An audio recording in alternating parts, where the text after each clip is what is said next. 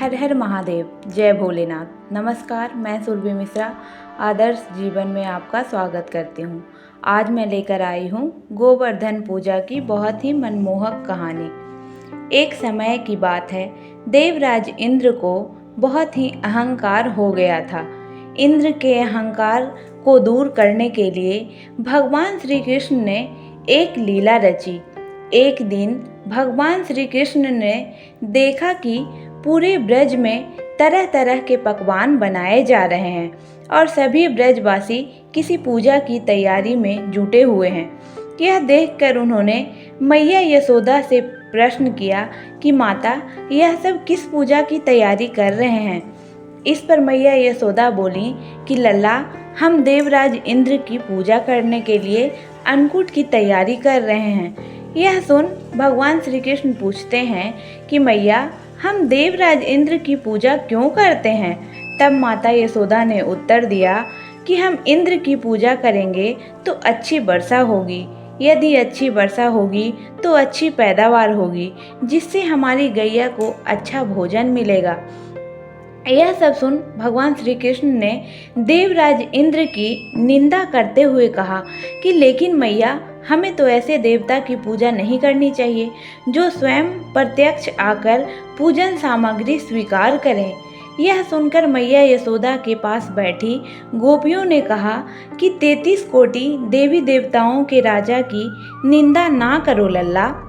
यह सुन भगवान श्री कृष्ण कहते हैं कि इंद्र में क्या शक्ति है जो हमारी रक्षा करेंगे?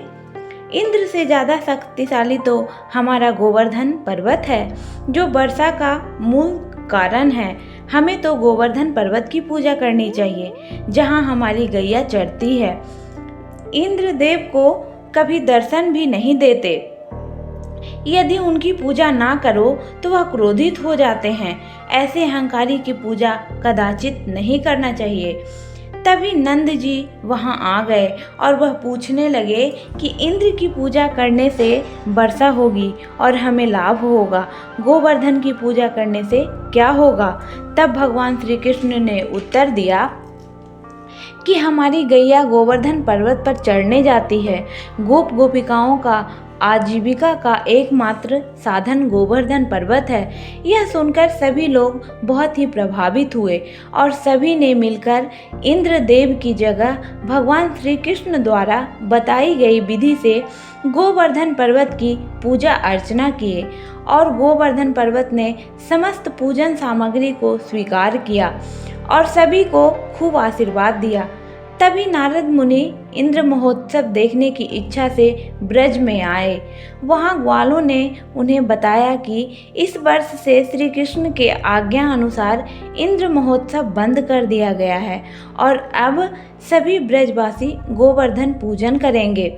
यह सुनते ही नारद मुनि उल्टे पांव देवराज इंद्र के दरबार में पहुँचे और बोले कि हे देवराज इंद्र, आप अपनी महल में सुख की नींद ले रहे हैं, उधर ब्रज में आपकी पूजा समाप्त करके गोवर्धन पर्वत की पूजा हो रही है।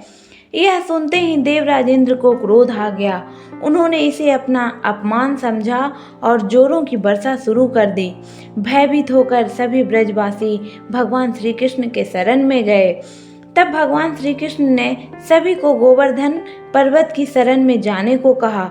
तब सभी ब्रजवासी अपनी गैया और बछड़ों के साथ गोवर्धन पर्वत की तराई में पहुँचे।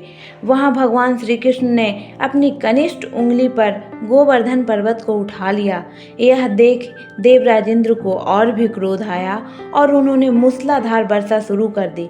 भगवान श्री कृष्ण ने सुदर्शन चक्र को आदेश दिया कि वह गोवर्धन पर्वत के ऊपर जाकर वर्षा के गति को नियंत्रित करे और शेषनाग से कहा कि वह पानी को पर्वत की ओर आने से रोके।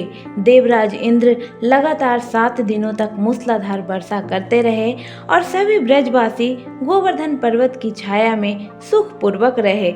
यह सब देखकर देवराज इंद्र को शंका हुई कि मुकाबला करने वाला कोई साधारण मनुष्य नहीं है हो सकता है।